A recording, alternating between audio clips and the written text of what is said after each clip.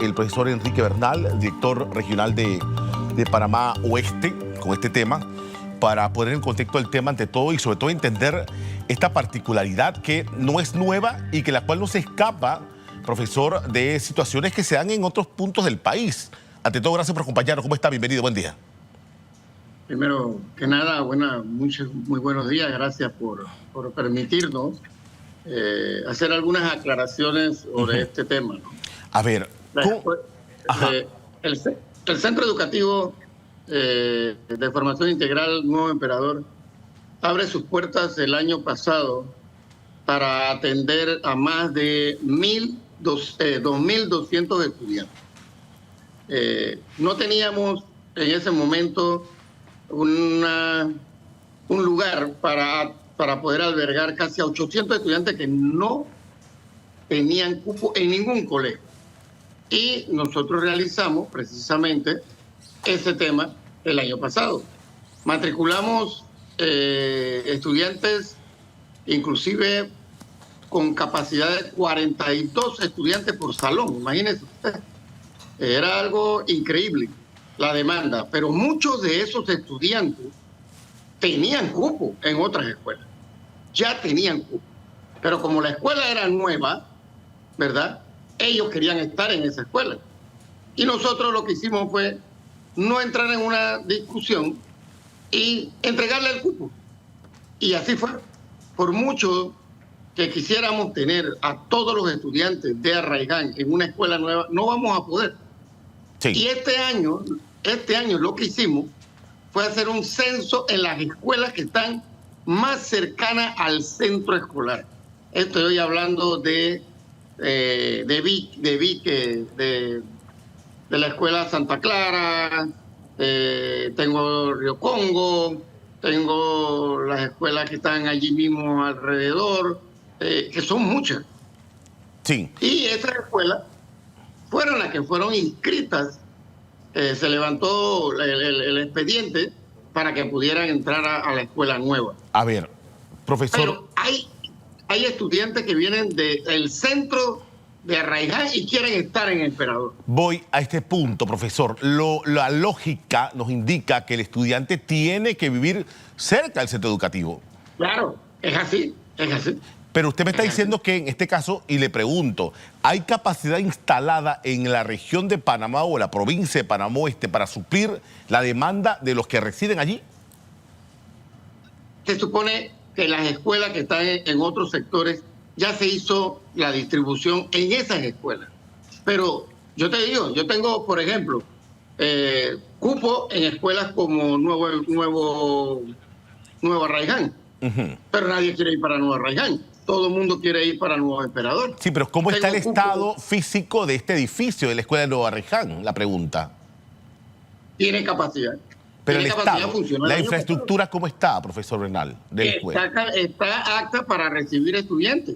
El año pasado nosotros tuvimos que inclusive cerrar kinder. No había demanda ni para kinder en esa escuela. Yo entiendo que hay un tema ahí con los trabajos y todo lo demás, pero la instalación está allí. ¿Ves? Y así tengo otros espacios. Ahora, nosotros tenemos la obligación, Icar, de garantizarle un cupo a todos los estudiantes. Sí. Tenemos que hacerlo, porque es una obligación constitucional. Pero aquí el tema es que yo no puedo darle un cupo a un padre de familia donde él quiere que su hijo esté. Sí. Porque yo tengo que verla, como tú dices, la capacidad instalada para poder atenderlo. Sí. Imagínate, el año pasado nuestros grupos en Nuevo Emperador eran de 42 estudiantes. Es antipedagógico un salón con 42. Es antipedagógico un salón con 42 estudiantes. Es horrible. Quiero preguntarle un tema. Mire, y no es nuevo, profesor, no es nuevo, viene de administración tras administración. Yo he conocido por lo menos en el Neumann, el Richard, el Remón, estudiantes de La Chorrera, de Arraiján, de Nuevo Tocumen, de Pacora, de Las Garzas, que imagínense a qué hora tiene que levantarse esta criatura para llegar a ese colegio. Cuando le preguntamos si no quiere un colegio cerca, no, porque estos son colegios insignia. Sí, pero colegios insignia que se están cayendo. Porque tiene jornada mañana, mediodía y nocturna. ¿Cómo le damos mantenimiento a un edificio así? Correcto. Fíjese, hay personas... Yo entiendo el que viene de una escuela particular y a una pública. Ese es un tema totalmente diferente. Sí. Pero los estudiantes ya en la primaria, ya nosotros con los estudios que se hacen, ya les vamos dando un espacio en otro lado. Nosotros hacemos la prioridad. Lo primero es que el estudiante viva cerca del colegio, lo más cercano a su casa. ¿Ves? Precisamente por ese tema que acaba de decir, que es el tema de la movilización para llegar al colegio. Hay estudiantes que quieren estar en un colegio insignia en la tarde y llegan a su casa a las 8:30 de la noche. Imagínese. Eso no es pedagógicamente bueno, porque ese muchacho llega cansado. ¿Qué rendimiento va a tener en la escuela? Sí. ¿No? A ver. Estamos tratando de ver eso. A ver, nosotros hoy nos vamos a reunir con la directora encargada de Nuevo Emperador a conversar con ella, a ver cuáles son los espacios. Yo conversé el viernes y ella me dijo, todavía tengo algunos cupos para el bachiller de humanidades, pero los demás bachilleres son limitados. Sí. Porque nosotros tenemos que ver que, por ejemplo, en ciencia, ¿cuántos estudiantes podemos matricular según la capacidad de los laboratorios y según la capacidad de los espacios físicos de los salones? Sí. Y esta es una escuela relativamente grande, ¿eh? Sí. No te podía decir que es relativamente grande, que podía absorber muy buena cantidad de estudiantes, pero es que la demanda es altísima. Sí. A ver, altísima. A ver, profesor Bernal, hay un aspecto que nos llama la atención, que no es nuevo y que preocupa, porque cada año lo vamos a ver siempre y no debería ser a estas alturas del partido. Y es las filas, 2, 3 de la madrugada por una fila para un cupo. ¿Cómo se puede hacer más fácil la vida del padre de familia o el acudido para poder evitar estas clases de verdad desgastante esto? ¿Cómo se puede hacer? ¿O se está haciendo algo? Dos cosas, fíjese. Usted escucha en la entrevista, dicen, ya yo tengo el cupo. ¿Ok? Pero él quiere garantizar un turno en la mañana. Entonces se va temprano. Se va un día antes. ¿Ve? Y entonces, ¿qué pasa? Cuando llegan allá se dan cuenta que el turno no se va a determinar por la hora de llegada tuya, sino que muchos colegios optan por revisar el expediente y ver dónde vive el estudiante para poderle entregar ese turno. O en algunos colegios lo que hacen es que usted saca una balota o azul o roja y ese es el turno que le toca. La dirección regional lo que hace es garantizar el cupo. El tema del turno lo va a determinar la cantidad de espacio que tenga cada colegio. En la medida que se van llenando, en esa misma medida lo van corriendo hacia el turno de la tarde. Sí. Y yo le pido, porque si usted tiene el cupo, ¿cuál es la necesidad de madrugar un día para otro, inclusive, durmiendo en una fila que no tiene necesidad porque ya tiene el cupo? Sí, pero el turno lo va a determinar el colegio. Indistintamente el turno y el cupo, seguimos viendo esta fila. O sea, ¿por qué no se puede hacer de otra forma? No sé, a través de plataformas digitales, algo que garantice, por lo menos evitar estas... La gente duerme, profesor, todavía. Yo tengo ya más de 30 años de haber dejado el sistema educativo público y también se durmió en su momento. O sea, ¿cómo cambiamos esta realidad? Yo voy a decir algo que a lo mejor no sería muy bueno, pero lo voy a decir. La gente no confía en que cuando se le da el turno se haya hecho con transparencia o que se haya movido. Ellas quieren estar allí para que se lo digan personalmente y quiere hacer las preguntas correspondientes. Entonces yo entiendo ese sentir de los padres de familia, y por mucho que tú